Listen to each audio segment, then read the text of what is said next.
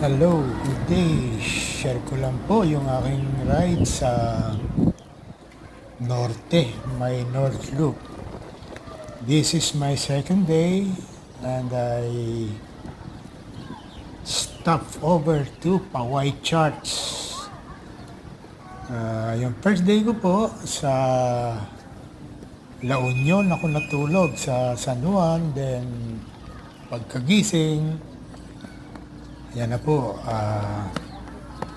mga ilang oras na biyahe, yan na po sa Paway, Ilocos Norte. Tingnan nyo po, ang view niya, napakaganda. Mas tawag dito, historical yung kanyang simbahan.